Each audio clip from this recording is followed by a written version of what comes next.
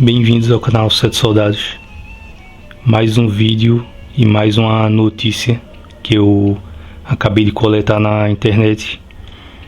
E dessa vez eu vou falar sobre o caso de censura que aconteceu com a capa da edição da revista Heavy Metal. Para o público mais jovem que está acostumado a comprar só Marvel, DC ou mangás, eu vou explicar o que é essa revista.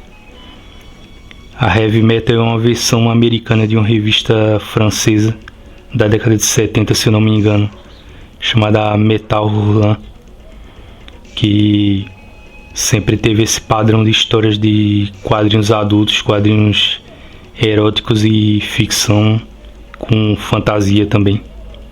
Antes do vídeo começar de verdade, eu vou colocar algumas capas aí da revista durante o tempo que o vídeo estiver rolando, para vocês terem uma ideia do padrão gráfico, do padrão artístico das capas da Heavy Metal ao longo do tempo que ela foi publicada e está sendo publicada até hoje, e colocar vocês a par do que está acontecendo. Talvez você não tenha visto essa notícia, mas no ano passado o Grant Morrison havia saído já da DC, havia concluído alguns trabalhos que ele fez para a editora, e ele foi convidado para ser um editor-chefe da revista Heavy Metal pelo próprio CEO responsável pela publicação da Heavy Metal nos Estados Unidos. Então, desde a edição 280, que foi publicada em abril no ano passado, ele está trabalhando como editor-chefe da Heavy Metal e também contribuindo com histórias de autoria dele mesmo. E depois de quase um ano com o Morrison à frente da publicação da Heavy Metal, a gente tem essa notícia aí de que na edição 285, e para quem está estranhando o fato de que de abril do ano passado para cá só saíram 5 edições, o fato é que essa revista é bimestral. A gente tem uma capa aí, vê que eles publicaram uma capa na Heavy Metal que mostra coelhos numa representação antropomórfica fazendo sexo na capa, em grupo, e essa capa foi censurada. A ideia dessa revista é de que ela seria uma espécie de edição voltada para histórias de romance, histórias com tema de amor, de relacionamento, e mesmo assim ela foi censurada. Mesmo que no geral as capas da Heavy Metal já apresentassem esse tipo de temática. Na capa censurada, na versão que foi desenhada pelo James Timm, que é o capista de Fábulas, ela vem com corações nos seios de uma personagem que aparece no centro da capa, no enquadramento. E na versão normal, logicamente, não tinha essa censura. O próprio dono da revista chegou a se manifestar no caso e disse que não fazia sentido censurar essa capa porque aquilo ali eram personagens que não eram humanos, que eram coelhos. E mesmo assim, mas o que acontece é que aqueles personagens ali estão sendo representados com corpos humanos. Então não bate bem ali a ideia de que aquelas figuras não são humanas, embora que a censura realmente não seja justificável.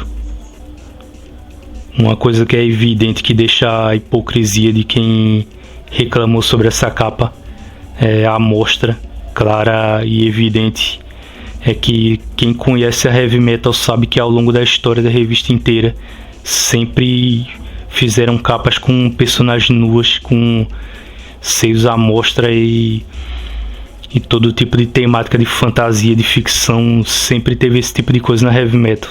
É tão comum quanto ter mulheres na capa de uma revista feita Conan, por exemplo.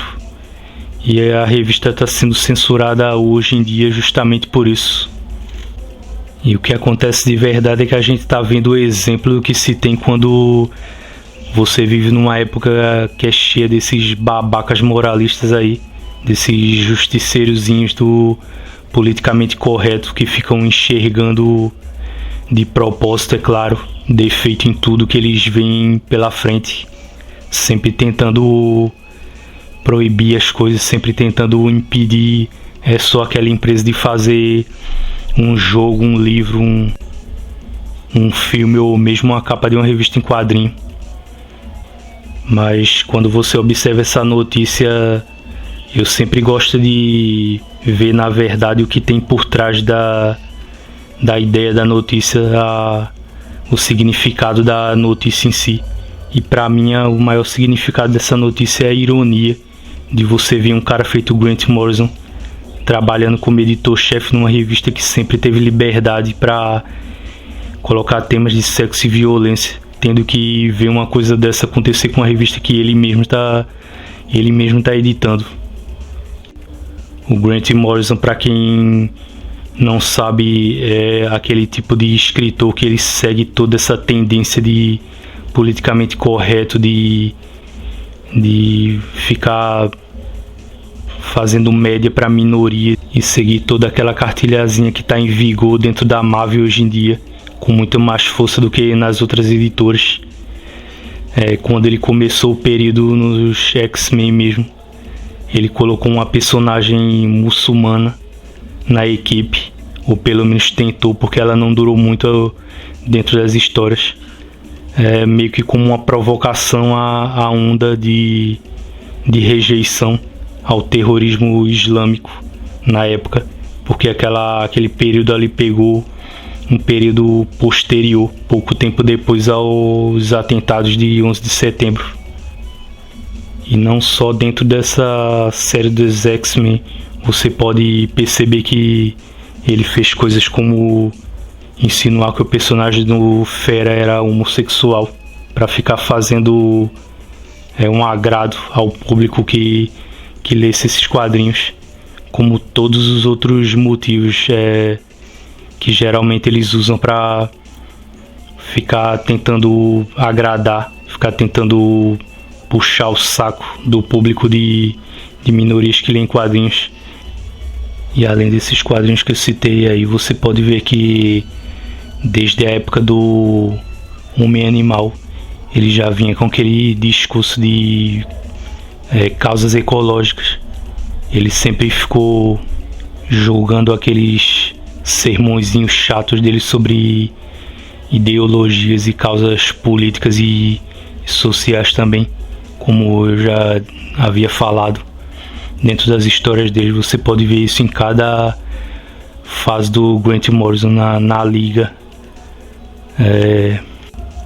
nos trabalhos mais recentes que ele fez para a DC Comics, inclusive nessa última fase que ele escreveu da Mulher Maravilha do ano 1, ele fez uma revista totalmente feminista. Então Grant Morrison ele se beneficiou muito dessa onda toda de politicamente correto que vem se alastrando pelas editoras para poder veicular o discurso dele, que é uma coisa que eu acho desonesta, eu acho completamente estúpido isso. Você deveria ter em mente que quadrinhos não foram feitos para ficar passando esse tipo de discurso. Quadrinhos foram feitos para entreter. Quando você é criança, por exemplo, que passa na frente de uma banca de jornal, você vê aqueles personagens ali e se sente atraídos por eles porque eles são poderosos, porque aquelas histórias são de aventura, porque eles são coloridos, são interessantes, e você vai lá e compra, e não porque tem alguma baboseira política ali dentro. Ninguém faz isso, nenhuma criança faz isso, compra uma revista de quadrinho pensando em ouvir falar de causas sociais e coisas do tipo. Então o que acontece no caso é que o Grant Morrison hoje ele tá meio que pagando por essa estupidez, por essa burrice dele em defender essa tendência, e provando até do próprio venenozinho que ele mesmo ajudou a fabricar, porque ele tá tendo que suportar uma censura em cima de algo que ele mesmo apoiou.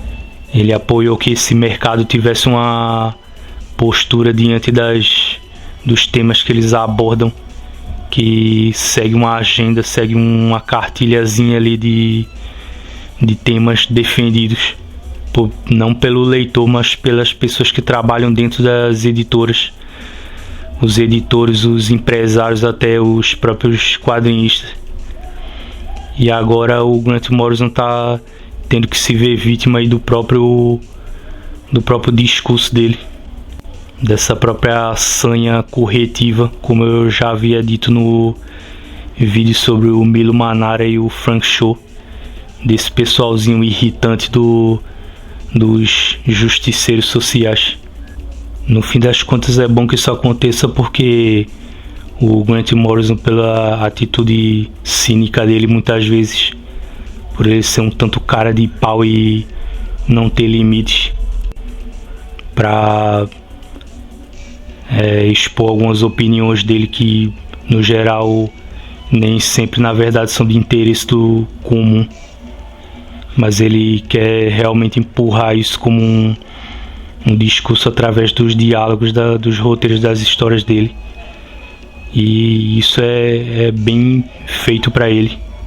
É ótimo que ele tenha que passar por isso para ele poder aprender com as próprias atitudes dele. De qualquer maneira, é isso. Eu agradeço a você por ter visto esse vídeo e até a próxima.